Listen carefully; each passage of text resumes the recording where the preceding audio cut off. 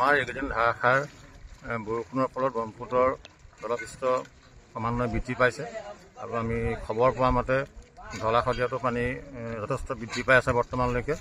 আৰু সেইটোৰ ওপৰত নিৰ্ভৰ কৰি আমি আমাৰ দক্ষিণপাট ঘাটটো বৰ্তমান পানীৰ তলত বুৰ গৈছে চালানীসমূহ।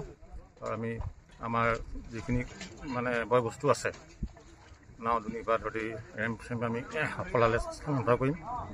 তাৰপাছত আমি ডিচিশ্যন ল'ম ঘাটটো আমি তাৰপৰা চলাব পাৰিম নে নাই পুনৰ কমাবাৰীলৈ যাব পাৰিম, সেইটো আমাৰ পৰৱৰ্তীত আমি চিন্তা কৰিম।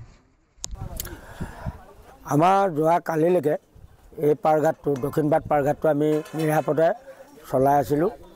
যদিও আংশিকভাৱে পানী বাঢ়িছিলে, পানীটো ৰাতিৰ ভাগত বেছি হোৱাৰ পৰিপ্ৰেক্ষিতত আমি ইতিমধ্যে আজি পুৱাৰ ভাগতে আহি 5 বজাতে আমি এই ঘাটত উপস্থিত হৈ আমাৰ বিভাগীয় নাও জাহাজ সা সম্পত্তিখিনি ইতিমধ্যে নাৱত আমি পানী বা বামত থকা বস্তুখিনি তুলিছোঁ আৰু বৰ্তমান অৱস্থাত আমি নদীৰ গৰ্ভৰ পৰা আমি বস্তুখিনি নিৰাপদে অফলামুখ পাৰঘাটলৈ নিয়াৰ প্ৰস্তুতি চলোৱা হৈছে। যিহেতু আমাক শাখা বিষয়া মহোদয়ে পৰামৰ্শ দিছে, সেইমতে শাখা বিষয়া মহোদয় ইতিমধ্যে পুৱা 4:30 বজাত আহি পেলাই দক্ষিণপাট ঘাটত উপস্থিত হৈ তেখেতে নিজেও পৰিৱেশ অধ্যয়ন কৰি আছে আৰু সা সম্পদখিনি ৰক্ষণাবেক্ষণ দি আমি বৰ্তমান অৱস্থাত অফলামুখ পাৰঘাটলৈ স্থানান্তৰ কৰাৰ পৰামৰ্শ তথা আমি আমাৰ কৰ্মচাৰীসকলে কাম কৰি আছে।